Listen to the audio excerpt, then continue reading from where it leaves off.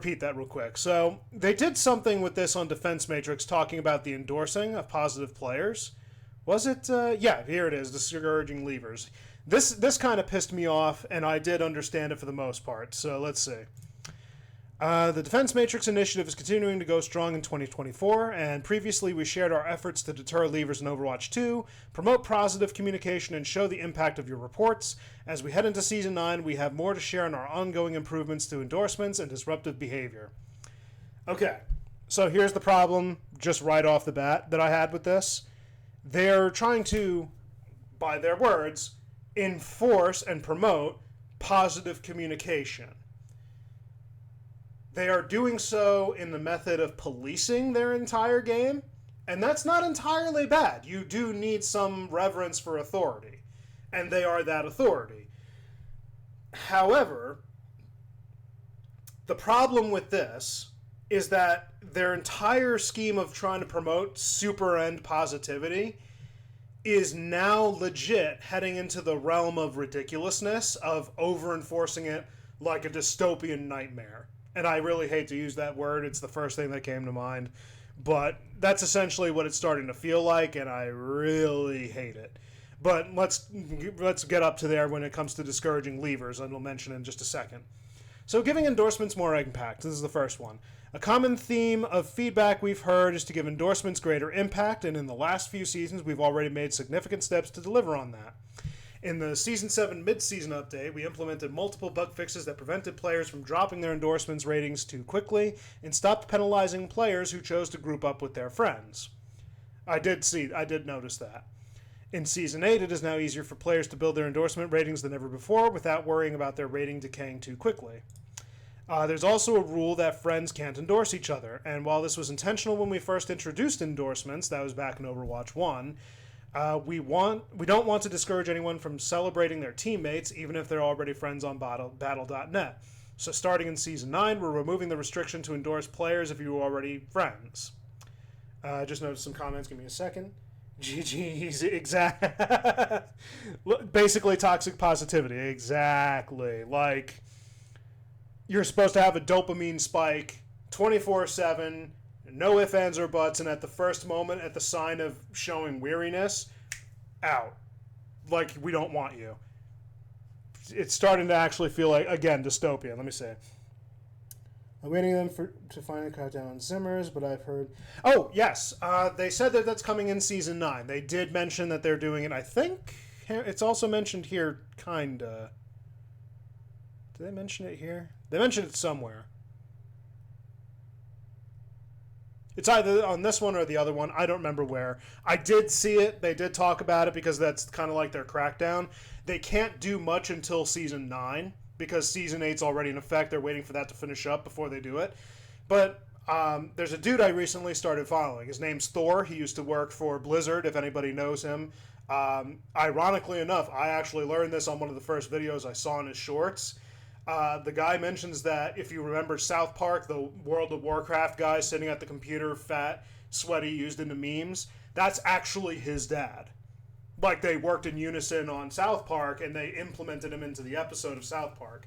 So he's talking... he basically mentioned about the account bannings and everything. The reason...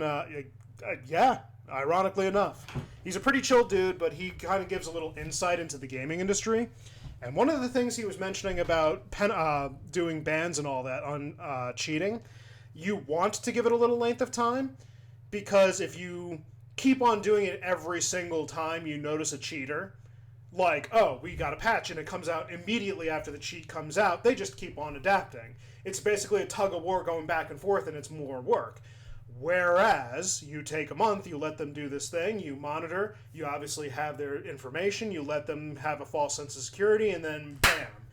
Now, not only do you patch out the stuff, but you also know the accounts involved, and you can now get to the root of the problem a little bit easier, which is why some of the patch works are a little slower. So it's pretty good insight. Yeah, let's move on to... well, before I move on to the update on discouraging levers, the endorsements more impact... There was a point that they were trying to... Exactly, that's what I thought too. one of the things on the endorsements, I think that they should have implemented something sooner for teammates. Like, it wouldn't give as much XP as endorsing other randoms, but still something. Like, it would give you a small bonus is what I initially thought, but it was nothing, like, groundbreaking to the point like, hey, we need to let Blizzard know. I don't care. If they were going to implement it, they were going to implement it. If not, no skin off my back, so there's nothing out of the ordinary.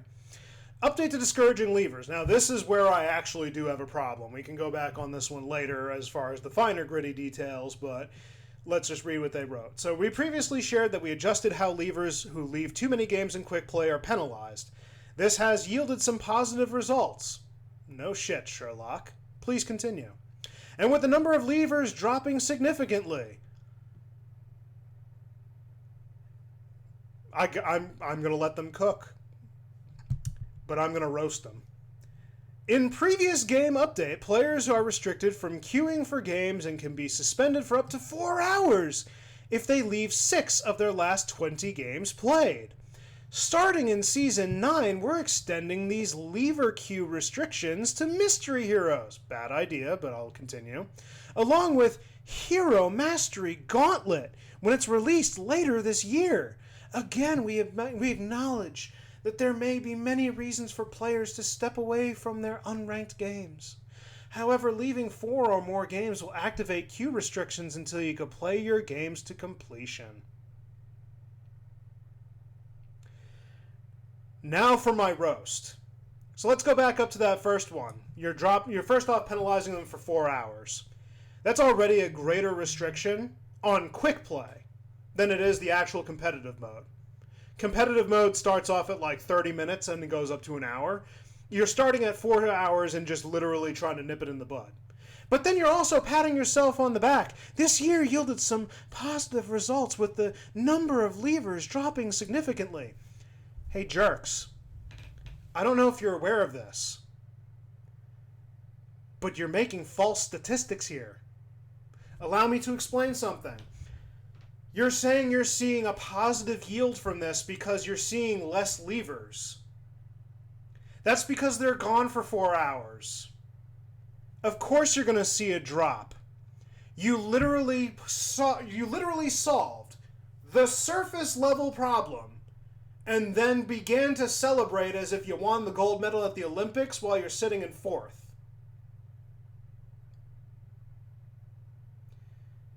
This is literally what you did. Solve the surface problem? Good job, good job. Okay, on to the next issue. Bro, of course you saw a drop in levers. They're not coming back for 4 hours. Let me tell you something. No person in their right mind is going to get penalized for 4 hours and then come right back after that 4th hour is done. Most people have a life outside of the game. So if they're gone for 4 hours, they just come back the next day. No shit you're going to be seeing a drop in your numbers of leaving from the game. You're not fixing the actual core issue. You're just punishing us and making it tedious for us to be able to play the game. I understand that leaving is a problem. And I also understand that not everything that they leave is always justified. I understand that there's rage quitting and all that. But here's the thing. There are better ways to fix this problem. Like, I don't know, just throwing out a spitball here, how about introducing a third game mode? Have quick play super casual, have it the quick play rules, no penalties, no nothing, just let it be super casual. Second game mode, make it semi-competitive. I don't know, pick a name off the top of your guys' head, whatever you want to put on the game. Make it called semi-competitive, use the competitive rule set, put whatever penalties you have in competitive onto there, and give some small rewards, but not compared to the actual competitive game mode, but it uses the competitive rule set. And it's used as a way to kind of like experiment team comps without having to actually affect your rank. Oh, and you don't rank up. So this is like pre-ranked, whatever you want to call it. Then, in that third one, which is actually competitive, the game mode which you're focusing as your core, put that one with the heaviest restrictions, and even still, you might want to tone it down. Give the greatest reward yield for sticking around and playing, and voila, you already have your environment set. You don't need to worry about one, you can worry about the two, and quite frankly, you might have problems with levers in one area, but that's not your primary focus. It never should have been in the first place. But hey, my idea might still have some issues. I'm just not very smart in the long sense, but I'm mentioning an idea. And it doesn't have anything to do with creating a false statistic over here.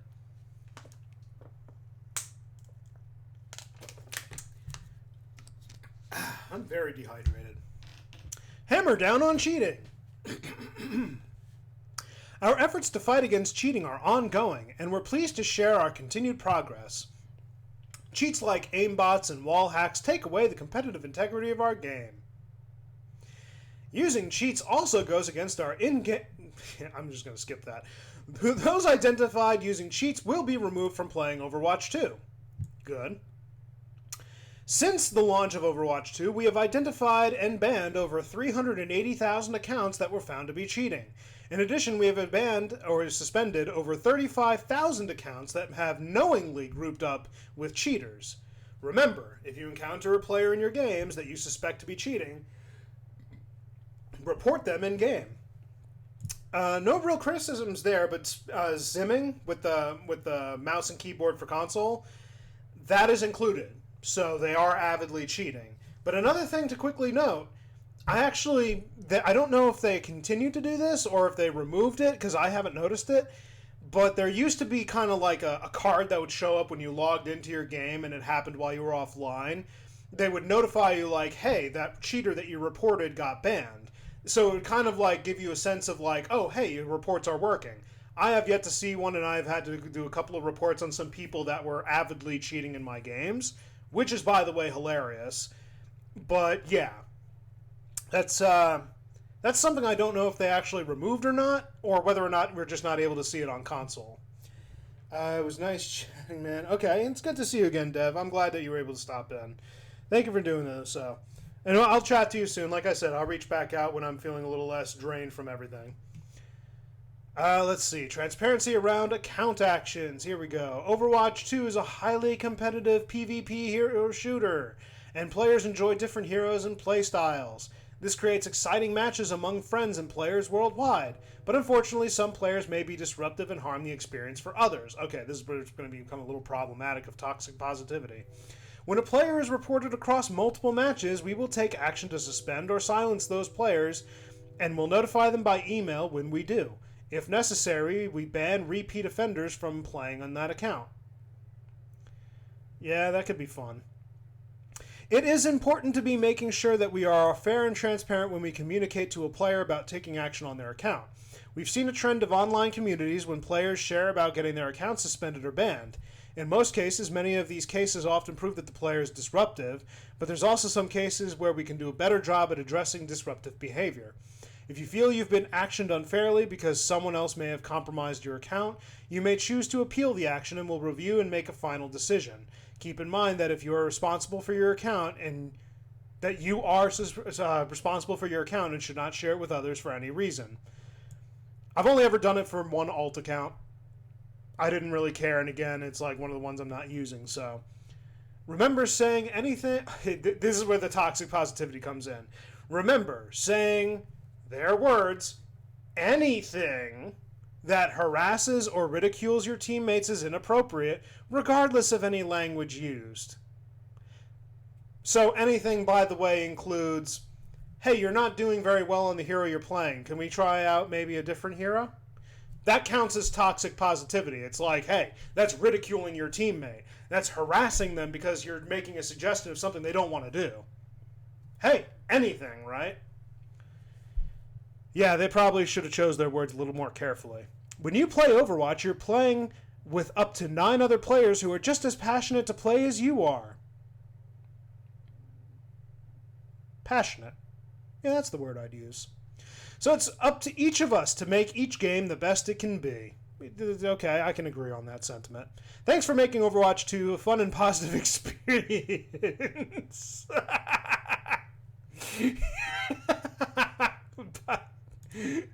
fun and positive experience are not the words that describe the Overwatch gameplay experience. Sorry. We'll see when season 9 launches on February 13th, and there's 87 comments that I will not go into, but I'm sure that they're all very fun. Yeah.